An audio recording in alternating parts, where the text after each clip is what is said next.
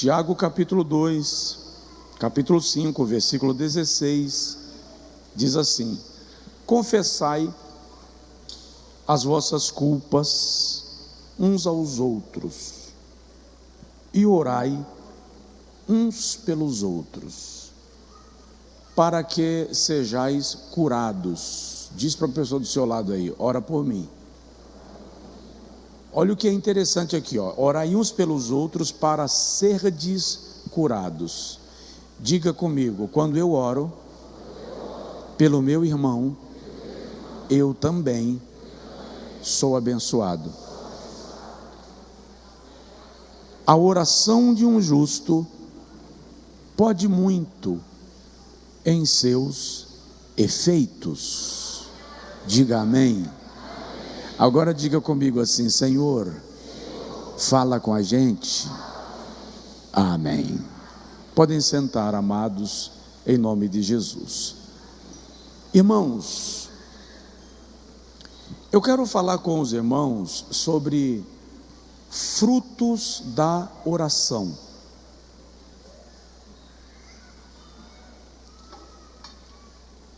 Frutos da oração. Vou precisar da sua ajuda. Pergunte para o irmão que está do seu lado assim: você ora?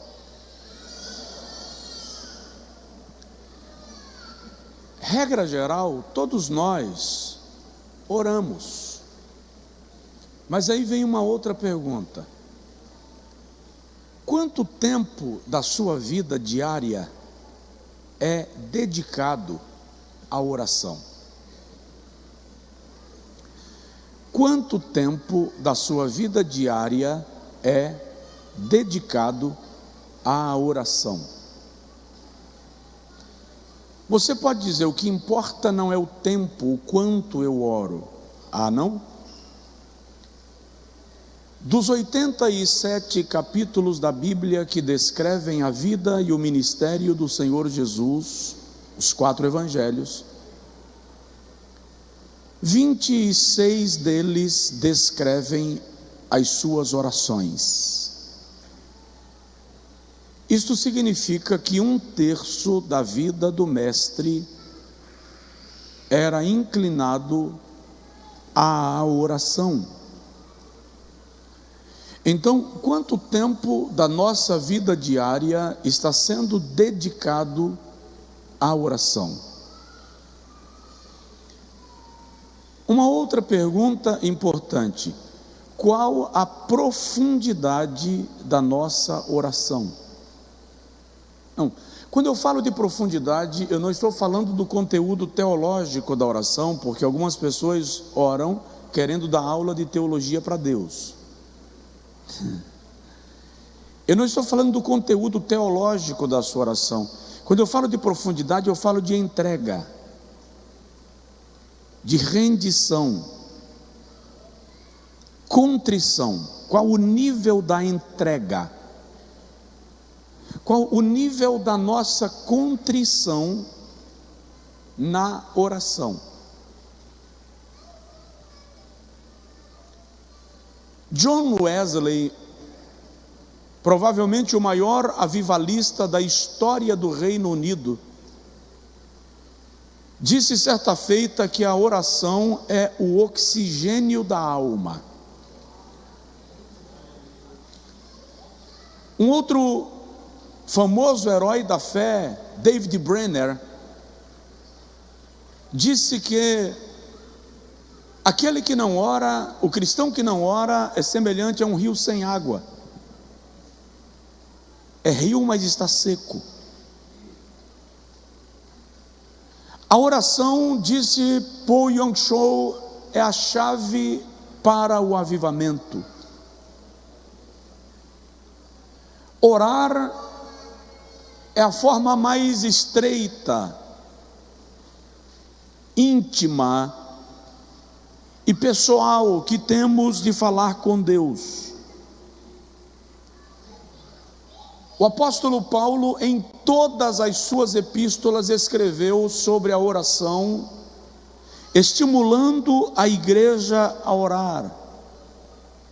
Aos Colossenses, no capítulo 3, versículo 2, ele diz: perseverai na oração. Aos Romanos, no capítulo 12, versículo 12, ele diz: sede fervorosos na oração.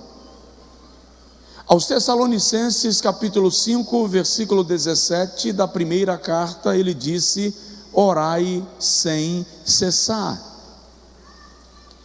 O Senhor Jesus, no Evangelho segundo Lucas, capítulo 18, narrou uma parábola sobre o dever de orar sempre, sem desfalecer, sem desanimar, persistir, perseverar na oração. A oração é uma ordem de Deus expressa nas Sagradas Escrituras de forma bastante contundente. Samuel, o profeta, chegou a dizer no primeiro livro que leva o seu nome, capítulo 12, versículo 23, longe esteja de mim pecar contra o meu Deus, deixando de orar por vós. Diz para o seu vizinho: deixar de orar por mim é pecado. A oração é necessária, a oração é imprescindível, a oração nos aproxima da comunhão de Deus. Tiago está escrevendo uma série de exortações apostólicas e pastorais para a igreja do seu tempo e consequentemente para toda a igreja. A epístola de Tiago está naquele grupo de epístolas chamadas de epístolas universais, ou seja, ele escreveu para todas as igrejas, não apenas para uma igreja em específico. Significa que de maneira muito ampla, clara, direta, oportuna e extraordinária, a epístola de Tiago aponta para nós. E nesse texto que ele dá várias admoestações pastorais e várias orientações e ensinamentos sobre a paciência, sobre a fé, ele começa falando sobre o poder da cura da oração. E Tiago diz: se alguém entre vós está alegre, cante; se alguém está triste, ore; se alguém entre vós está doente, chame os presbíteros da igreja, e a oração da fé sarará o doente. Se tiver cometido algum pecado, lhe será perdoado. Aí ele vem e diz: confessai as vossas culpas uns aos outros, e orai uns pelos outros, para que sejais curados. Quando eu oro por você, eu também sou curado. Quando eu oro por você, eu também sou abençoado. Quando eu oro por você, eu também sou alcançado. O cativeiro de Jó virou enquanto ele orava pelos seus amigos. Então diz aí para o seu vizinho: ore por mim. Hoje à tarde, eu não pretendia pregar, eu já disse, mas hoje à tarde o Senhor trouxe ao meu coração: todos os cultos nós vamos estabelecer um propósito de oração e clamor, e vamos em cada culto ter um momento de oração e clamor acerca deste propósito. Por quê? Porque a oração de um justo pode muito em seus efeitos. A oração jamais retornará sem uma resposta. O Senhor te dirá não, o Senhor te dirá sim, o Senhor te dirá: te aquieta e espera, mas Ele sempre te dirá alguma coisa. Aleluia. O que eu quero observar com os irmãos nesta noite é quais são os efeitos, quais são os frutos, qual é o impacto que a oração gera. E eu quero que esta igreja desenvolva a cultura da oração, não apenas no templo, também em casa, na sua vida diária. Por quê? Primeiro, porque a oração ativa o mundo espiritual.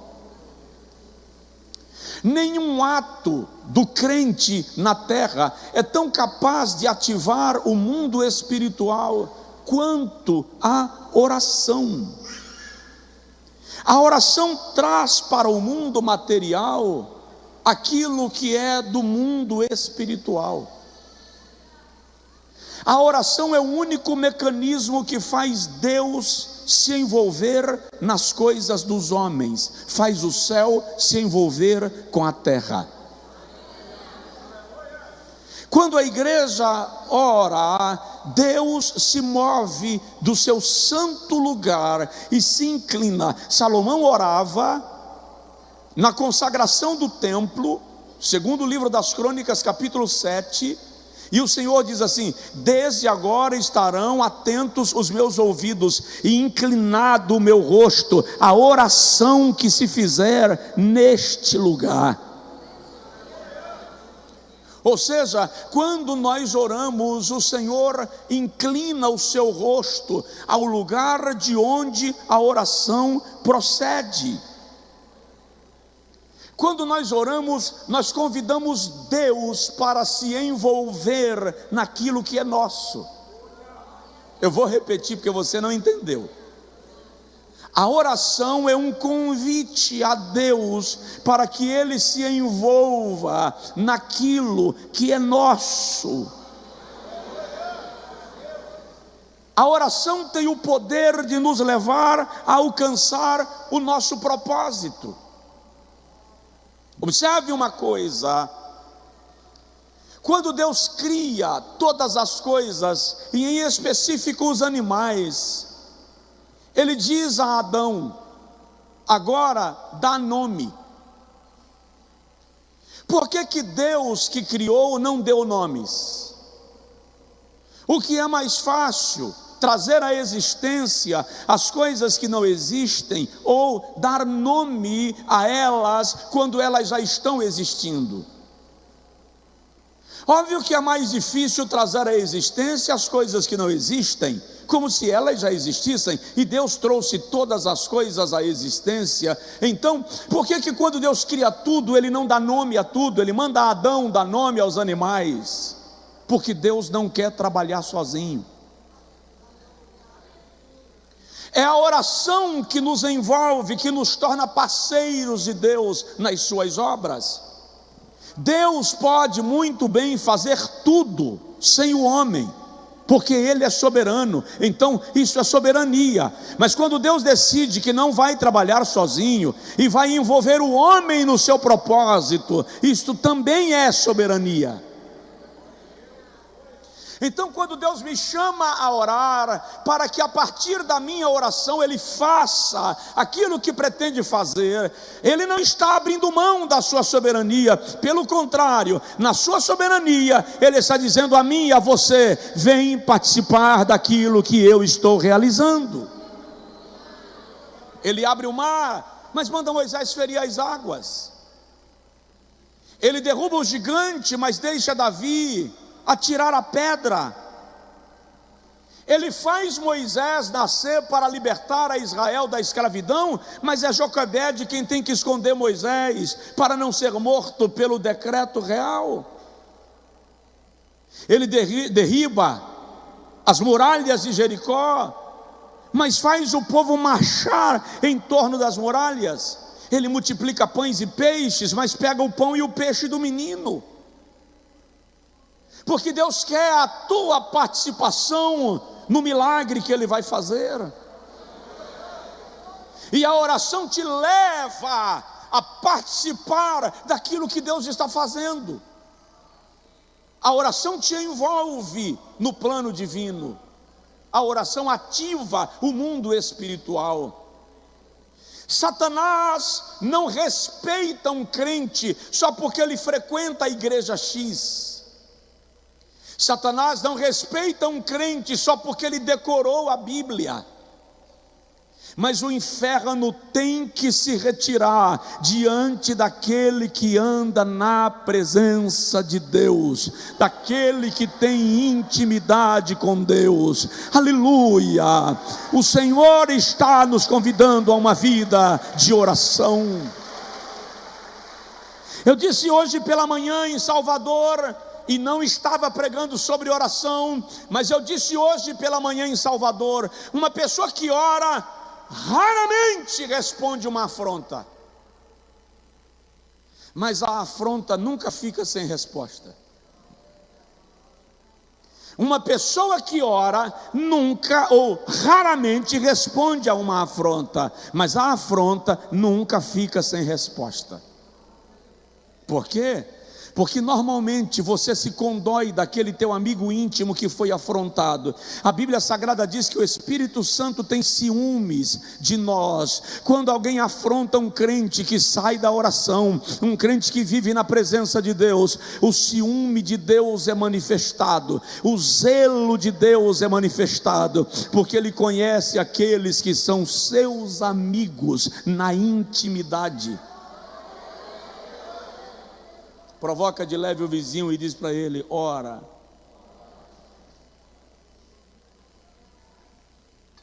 Segundo lugar, o segundo fruto da oração é alegria. A oração alegra. Você não vai ver um crente que ora infeliz. Leonan, mais tarde a gente canta assim: Deus está me convidando a orar. Mais tarde um pouquinho. Veja só, você não vai ver um crente que ora infeliz. Não, eu não estou dizendo que ele não fica triste. Fica. O Senhor Jesus diz que nós temos tristezas. João capítulo 16, versículo 20. A tristeza é parte inerente da vida humana. Mas você não vai ver uma pessoa que ora querendo cometer suicídio porque algo deu errado. Não estou dizendo que tudo na vida de quem ora dá certo, dá errado também. Mas quem ora aprende a reconhecer a presença e o controle de Deus. Olha o que o Tiago diz: está alguém entre vós triste? Ore. Porque ele manda orar quem está triste? Porque a oração alegra. O salmista diz no Salmo 122, versículo 1: alegrei-me quando me disseram, vamos à casa do Senhor.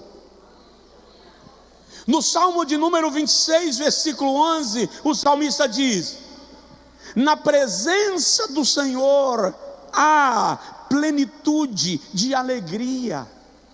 Aleluia! Quando nós entramos na presença de Deus, o nosso coração é tomado pelo gozo desta presença.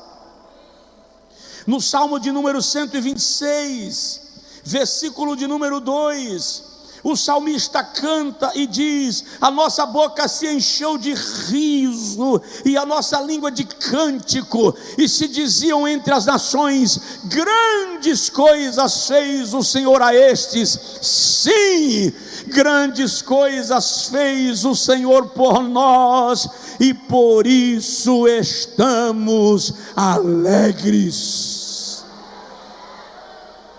Alegra seu coração. E se você estiver muito triste agora à noite, não se preocupe, você vai sair daqui alegre hoje, porque o Espírito de Deus vai alegrar a tua alma, o Espírito de Deus vai te visitar, a presença de Deus vai te encher de gozo. Salmo 132, versículo 16, olha a promessa de Deus: eu vestirei os meus sacerdotes de salvação, e os santos na minha casa exultarão de alegria. Sacode o vizinho e diz para ele: se alegra. Quando estiver triste, tem gente, o mundo está moderno, os crentes ficaram tudo moderno, o mundo é outro, pastor Josué. Então, na hora que eu estou chateado, eu vou na geladeira e tomo uma taça de vinho. Na hora que eu estou muito triste, eu tomo uma dosinha de vodka, de uísque, que aí aquece, mas depois vem ressaca, alcoolismo. Crente não precisa de maconha para se alegrar, crente não precisa de crack para se alegrar, crente não precisa de cocaína para se alegrar, crente não precisa de vodka, uísque ou vinho para se alegrar. Crente se alegra na presença de Deus.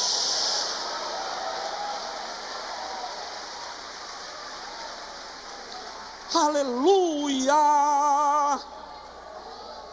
Cabarai debaixo riomassundemai que fazaste. Mude sua fonte de busca de alegria, se não é a oração e a presença de Deus. Terceiro fruto da oração: livramento. Oração quebra laço, oração quebra armadilha, oração quebra prisões espirituais, oração quebra toda sorte de opressão do diabo. A oração vai gerar livramento. O adversário arma e o Senhor vai na frente para quebrar a armadilha que o diabo abriu.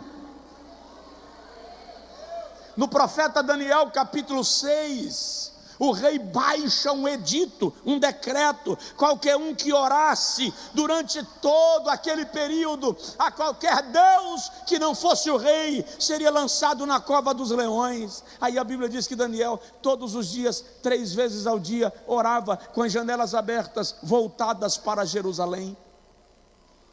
Por que voltadas para Jerusalém? Porque no dia que Salomão inaugurou o templo, ele orou. É só ler 2 Crônicas capítulo 7, e Salomão diz assim: se o teu povo pecar, porque não há homem que não peque, e o Senhor permitir que uma nação estrangeira lhe leve para o cativeiro, e estando no cativeiro se arrependerem, e orarem voltados para esta casa, e orarem com o rosto voltado para esta casa, ouve desde os céus e responde, e traz o teu povo do cativeiro. Daniel conhecia a Bíblia, Daniel conhecia as escrituras do Antigo Testamento, conhecia os históricos de Israel. Então Daniel ora voltado para Jerusalém. Os inimigos de Daniel disseram para o rei: tem um cara no teu reino que não respeita teu decreto. O Senhor disse que só é para fazer orações a ti, e ele está orando ao seu Deus. E o rei pergunta: quem é? E eles dizem: esse tal Daniel hebreu, em quem tu tanto confias. A Bíblia diz que o rei ficou contristado, porque ele amava Daniel, mas um decreto medo-persa não se pode revogar. E o rei mandou chamar a Daniel. E o rei diz a Daniel: o Deus a quem tu serves te guardará na cova dos leões. Aleluia.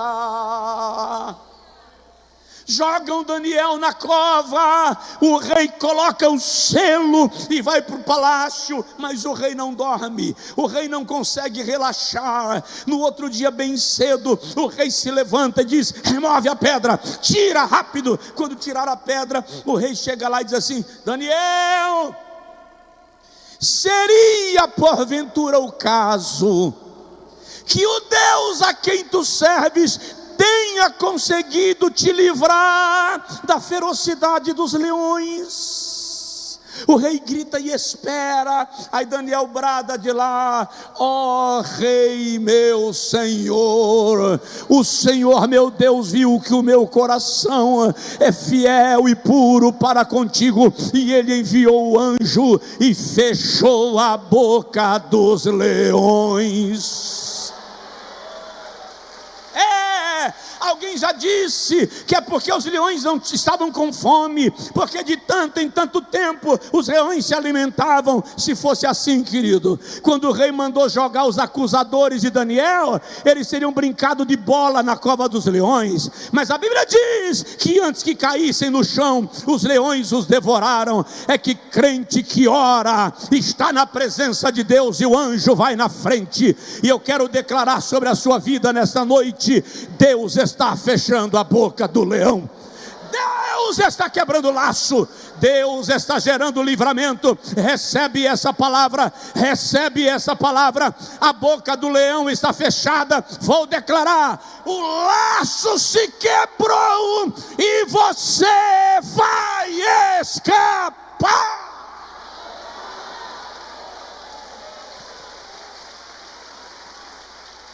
Oração gera livramento. Aleluia. Daniel capítulo de número 10, deixa eu ver as horas aqui. Daniel capítulo 10, a Bíblia diz que Daniel entendeu pelos livros que o tempo do cativeiro havia se cumprido. Aí ele entra numa campanha de jejum e oração para que Judá seja liberto do cativeiro. Em dado momento, Daniel está orando e tem algumas pessoas com ele, e ele diz: me apareceu um ser semelhante ao relâmpago. Sabe o que é você levantar os olhos e ter um cidadão em pé na tua frente, mas ele resplandece como relâmpago? Aí Daniel diz assim: o seu rosto brilhava como o sol, os seus ombros eram como berilo lapidado, os seus pés eram como latão reluzente saído da fornalha.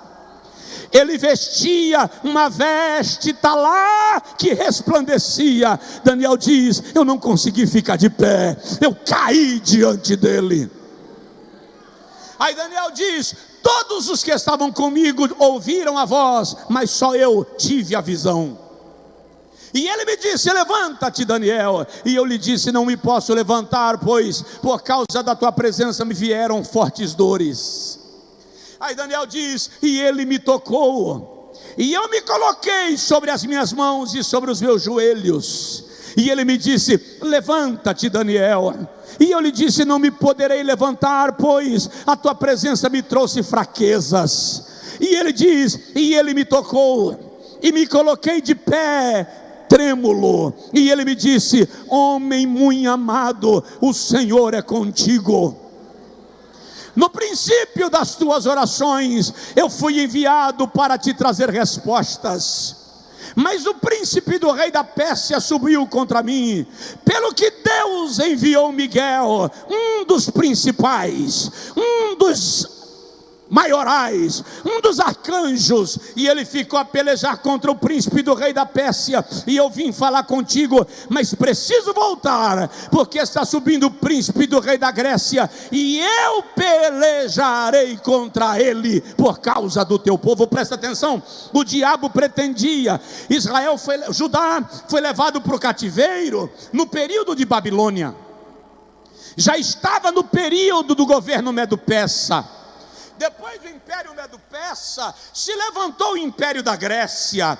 Quando o anjo diz: subiu o Império da Grécia, o Principado da Grécia, para pelejar, ele está revelando que o diabo queria manter Judá no cativeiro, também no Império da Grécia. Se Daniel não se colocasse para orar, Israel teria continuado cativo debaixo de Alexandre. Mas a oração quebrou o laço, e foi no Império Medo-Persa que Judá foi autorizado a retornar para a sua terra. Vou te dizer uma coisa: o teu cativeiro acaba quando você se colocar diante de Deus para orar.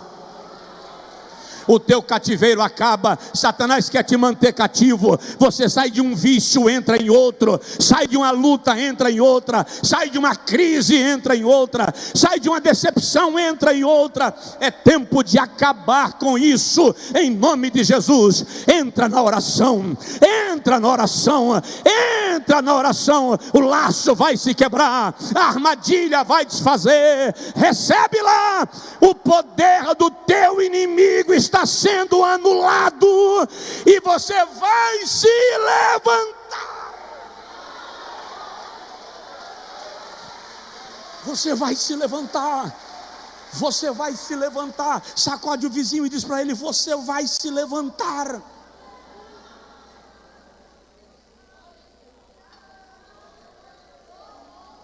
Aleluia. Aleluia. Ergue assim a tua mão comigo. Ergue a tua mão comigo e declara: em nome de Jesus, Melhor, em nome de Jesus, eu determino o tempo do cativeiro, o tempo da opressão acabou, em nome de Jesus.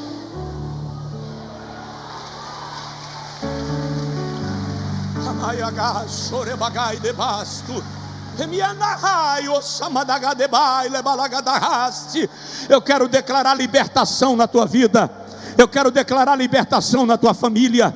Eu quero declarar libertação na tua casa. O teu filho que está nas drogas, na prostituição, o teu marido que está debaixo da opressão do inimigo, entidades malignas. Esta igreja se levanta debaixo do sangue de Jesus, debaixo do poder da palavra, para declarar que as famílias sejam libertas, que o cônjuge seja liberto, que os filhos sejam libertos.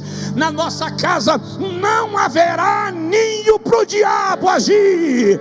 Pelo poder da oração, nós declaramos liberdade.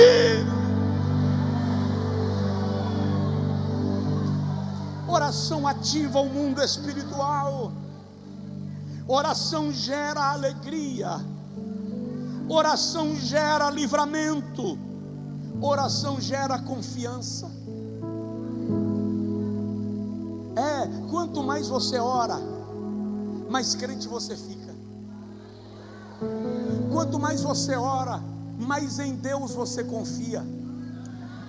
Quanto mais você ora, mais você descansa, mesmo em meio à tribulação.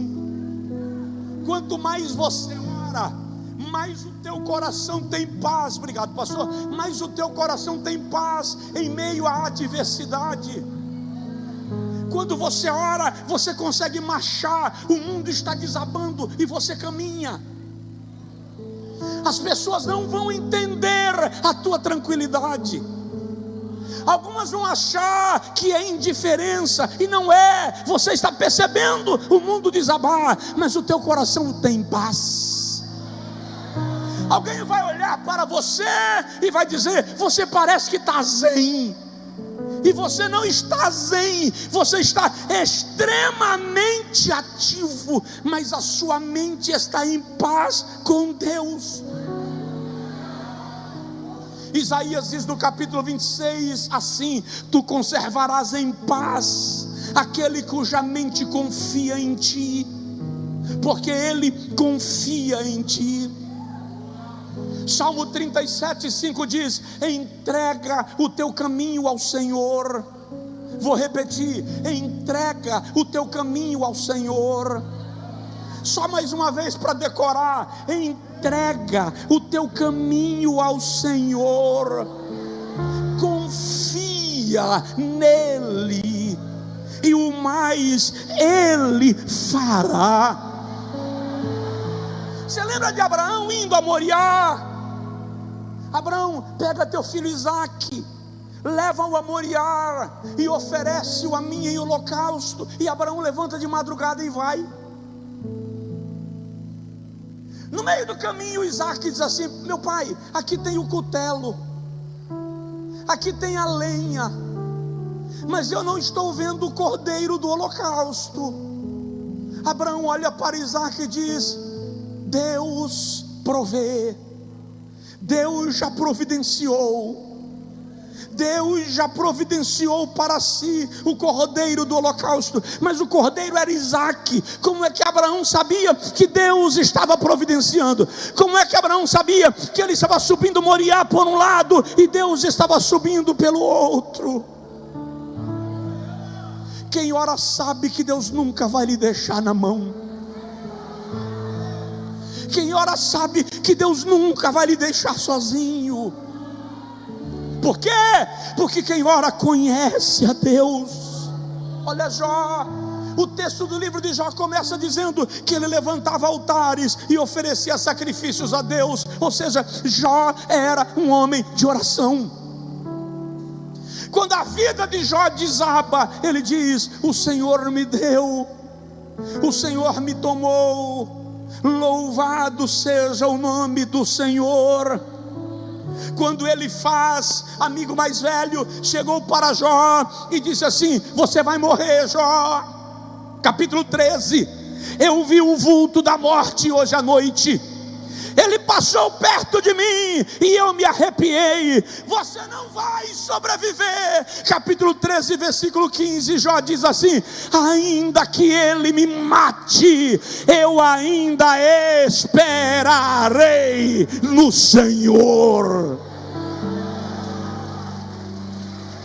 Quando Bildade está falando, Zofar está acusando. E Zofar, Bildade é o mais filosófico dos amigos de Jó. E ele diz assim: você não sabe nada, Jó. Você é um turrão. A tua arrogância te cegou os olhos, a tua vaidade te embruteceu. Jó diz assim: ô Bildade, eu sei de uma coisa que você não sabe. Bildade pergunta: que sabes nesse teu estado? Jó diz: eu sei que o meu Redentor vive, e um dia ele se levantará sobre a terra.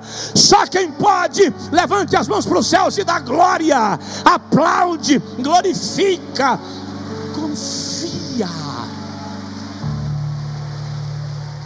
Confia. Você na internet dá glória a Deus com a gente, aplaude ao Senhor com a gente. Como é que eu faço isso, pastor? Se vira, Deus está falando com você. Onde você estiver, a ordem hoje é: confia. E se a tua fé está fraca, se a tua fé está abalada, se a tua confiança está arrefecida, vai para a oração, volta para o Éden, entra na presença de Deus, levanta hoje de madrugada e ora um pouquinho, ora no carro, ora na cozinha, ora no banheiro, apenas ora. Você vai ver Deus se manifestar a você. Eu estou sentindo a sua presença e eu lhe digo: Deus vai se revelar a você através da oração. Há milagres que te esperam. Sacode o teu vizinho e diz para ele: confia, confia no Senhor. Diz para ele: confia no Senhor, não perde a fé. Pastor, a crise está muito grande no meu ramo de negócio, o anúncio indica crise. E quem disse que você é guiado assim? A Bíblia Sagrada diz: no meio da crise, o povo que conhece o seu Deus se tornará forte. Não é qualquer um, é só o povo que conhece o seu Deus. Quem conhece a Deus será fortalecido. Quem conhece a Deus será fortalecido. Eu vou terminar.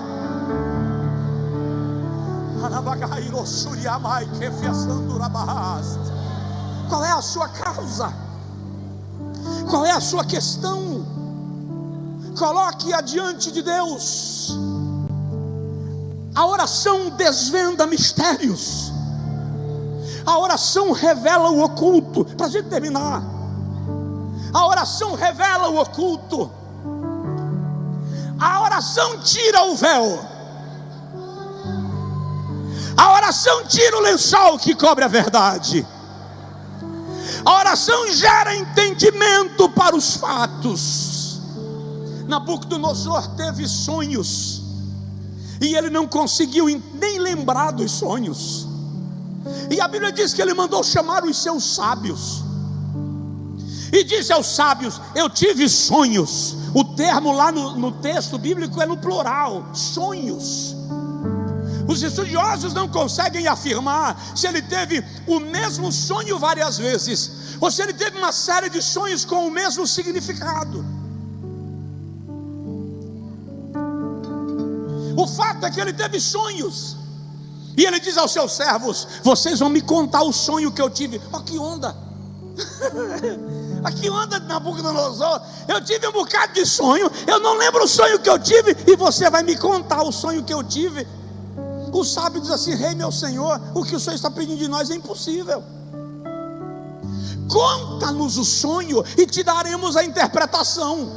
O rei disse: vocês estão mentindo para mim, querendo me enganar, ganhando tempo. Me contem o sonho que eu tive e interprete. Os magos e sábios dizem: majestade, isto que tu pedes nós não vamos conseguir. O rei então diz: mata todos os sábios, astrônomos, magos e entendidos da Babilônia. Mata todo mundo. A mensagem chegou na casa de Daniel. Daniel ainda estava na fase de estudante, sendo treinado para ser conselheiro do rei.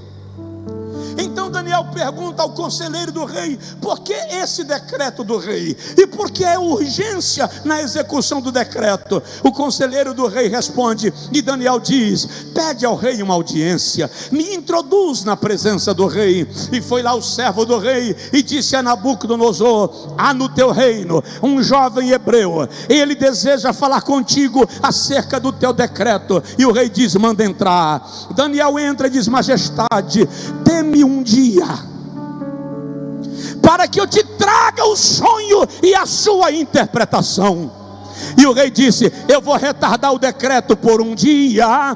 E Daniel chegou em casa, chamou Ananias, Misael e Azarias, que nós conhecemos como Sadraque, Mesaque e Abdenego, e disse para eles o que estava acontecendo, e falou com eles: nós vamos orar. Nós vamos o quê? Nós vamos o quê? Nós vamos orar. E a Bíblia diz que Daniel entrou na presença de Deus em oração, Daniel 2. E a oração de Daniel é esta: ó tu que habitas onde ninguém habita, tu revelas o oculto e o escondido. Tu habitas onde há trevas, mas onde tu chegas mora a luz. Na medida que Daniel ora, a Bíblia diz que Deus contou para Daniel o sonho e deu a interpretação. No outro dia Daniel chega diante do rei e diz: ó rei meu senhor, este foi o sonho e esta é a interpretação. O rei disse: a partir de hoje você é chefe dos magos, dos sábios, dos astrônomos, de todos os sábios de Babilônia. Eu te coloco como primeiro. Daqui a pouco Daniel é revelado, é mostrado por Deus em um outro episódio. A Bíblia diz que Babilônia tinha 120 conselheiros. Sobre os 120 o rei colocou 5, e Daniel estava entre os 5. Sobre os 5 o rei queria colocar 1, e está escrito que Daniel seria colocado como primeiro. Por isso o episódio da cova dos leões. O que eu quero te dizer é que a oração vai te revelar o que está oculto. Lá vai. Quando você ora, mentem para você e você sabe que estão mentindo. Quando você ora, você sabe, o Senhor te faz ver o que está na sombra. Ouça o que eu vou dizer: o Senhor está trazendo sobre a igreja um espírito de revelação e entendimento. O Senhor está trazendo para a sua igreja um espírito de ciência e palavra da sabedoria. Há um tempo, e esse é o tempo de um vento de Deus soprando sobre essa nação e sobre a sua igreja. E Deus te dará entendimento, ciência e revelação daquilo que está oculto e escondido. A oração revela o que está na sombra. Preste atenção: o laço vai quebrar, o Senhor vai te responder, a honra de Deus virá sobre a sua vida. E eu te digo, você vai cantar o hino da vitória. Fica de pé, por favor, em nome de Jesus. Eu vou terminar.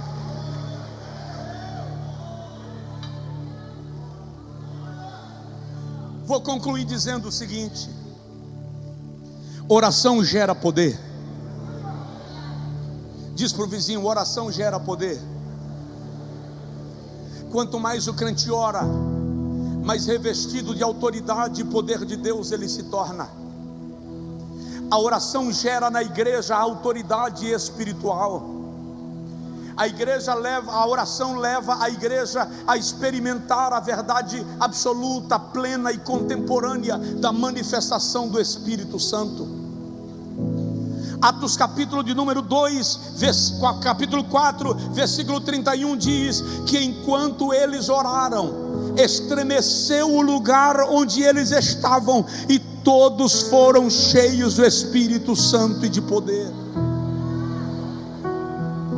Desculpa, não me leve leva a mal. Eu acho que é muito legal e bonitinho um culto bem feitinho, parecendo uma bonequinha de louça, uma tacinha de cristal, é lindo demais. Mas não é exatamente isso que Deus está querendo que nós vivamos. O Senhor quer nos levar a cultos poderosos. O Senhor quer tomar o ministério do louvor enquanto louva e transformar o louvor num ambiente profético. O Senhor quer que os nossos pregadores sejam bíblicos, teológicos, revestidos de autoridade. O Senhor quer que enquanto a gente cultue, quem entrou na igreja enfermo será curado, quem entrou possesso de demônios vai ser liberto, gente passando na rua, na avenida, vai ser atraído pela presença de Deus a este lugar. Olha o que eu estou te dizendo, Deus vai trazer sobre nós a experiência do seu poder genuíno, crentes revestidos de autoridade espiritual. Amarrou, não gosto de barulho, pois vai aprender a gostar, porque vai ter que se acostumar com ele. Eu acho a coisa mais feia, crente pulando, pois vai achar bonito, porque você vai ver com frequência, porque Deus vai fazer. Olha o que eu estou dizendo. E se no mundo espiritual o princípio de autoridade espiritual existe, então lá vai. O Senhor quis, por graça e misericórdia, me instituir como pastor e líder desta igreja, e debaixo dessa graça e dessa misericórdia, usando da autoridade que Ele me outorga como pastor desse rebanho, eu estou declarando que o Espírito de Deus tem liberdade para agir extraordinariamente, para arrebatar a direção do culto da mão do dirigente, para tomar o ambiente da mão do pregador, para tomar o ambiente da mão do cantor. Haverá avivamento. O barulho de glória a Deus aqui vai ser tão grande que vizinhos vão ouvir, a notícia vai correr. Esta igreja é pentecostal, e eu declaro um derramar do poder de Deus nesse lugar. Eu declaro pastores cheios do Espírito Santo, esposas de pastores cheias do Espírito Santo. Eu declaro adolescentes profetizando, jovens arrebatados em espírito, mulheres tomadas pelo poder de Deus, homens convertidos pela graça, exercendo o sacerdócio. É tempo de avivamento. Oração gera poder, oração gera poder, oração gera poder, oração gera poder, oração gera poder. Em nome de Jesus, erga assim a sua mão ao céu. Espírito de Deus, sopra neste lugar agora e derrama teu poder sobre esta casa, derrama teu poder sobre esta casa. Começa pelo altar, começa pelo altar. Ministério de louvor, pastor da igreja, nossos pastores, Espírito de Deus, pastores, caminhem pela igreja, ministrem sobre a igreja, por favor, ministrem sobre a igreja. Derrama teu poder nesse lugar, Jeová, derrama teu poder nesse lugar, Jeová. Oração gera poder. Pai, em nome de Jesus Cristo, me coloco diante da tua presença para te fazer um pedido que te agrada, um pedido que cumpre teu propósito. Libera sobre esta igreja, a partir desta noite, uma experiência incomum do poder do Espírito Santo. Derrama teu poder nesse lugar, quebra o engessamento, quebra a forma, quebra o protocolo. Derrama poder nesse lugar, na primeira nave, na segunda nave. Faz o teu povo experimentar esta graça, faz o teu povo experimentar esta graça, em nome de Jesus, em nome de Jesus, em nome de Jesus. Quem já é batizado com o Espírito Santo, comece a falar em línguas. Quem já é batizado com o Espírito Santo, comece a falar em línguas. Vamos lá, abre a boca, comece a falar em línguas. Quem não é batizado com o Espírito Santo ainda, vai dando glória, vai dando glória, vai dando glória, vai dando glória, vai dando glória. Oh, unção gloriosa do poder, oh, unção gloriosa da graça. Recebe agora, recebe agora. Se você quiser vir para frente, pode vir. Se você quiser sair do seu lugar e vir para o altar, pode vir. É noite de avivamento, é noite de avivamento. Oração gera poder, oração gera poder, oração gera poder. E eu te digo, em nome de Jesus, recebe poder, recebe poder, recebe poder, recebe poder, recebe poder, recebe poder. Pastores, pode impor as mãos, pode impor as mãos. O milagre está aí na imposição das mãos. Pode impor as mãos. Há um poder que Deus está derramando nesse lugar. Pode impor as mãos, pastores. O milagre está sendo liberado. A unção de Deus está aqui. Recebe em nome de Jesus. Recebe em nome de Jesus. Recebe em nome de Jesus. Recebe graça, recebe autoridade. Cadê os crentes pentecostais? Cadê os crentes pentecostais? Cadê os crentes batizados com o Espírito Santo? Cadê? Onde estão? Aleluia! Ficar em casa. Para de apenas dizer glória. Fale em línguas espirituais. Fale em línguas espirituais. Vai e recebe autoridade. O povo está se preparando para noitadas inteiras de algazarra. A igreja precisa ser liberada para desfrutar o poder de Deus. O Espírito Santo sopra nesse lugar agora. Sopra nesse lugar agora. Sopra nesse lugar agora. Aleluia. Tá.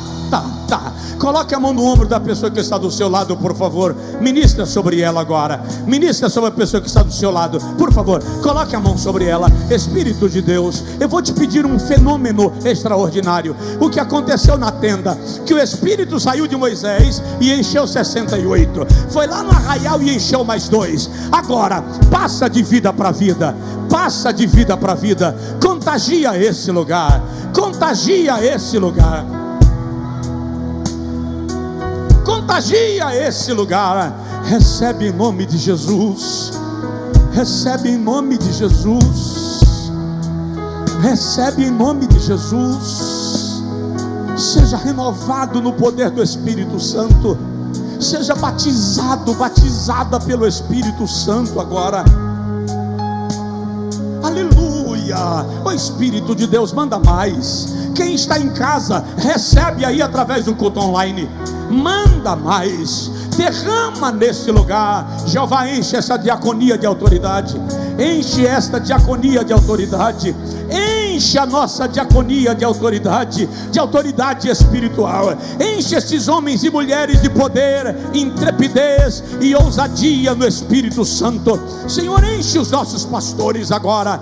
Eu vou parar e eu peço ao Espírito Santo, rege agora um coral de línguas estranhas neste lugar.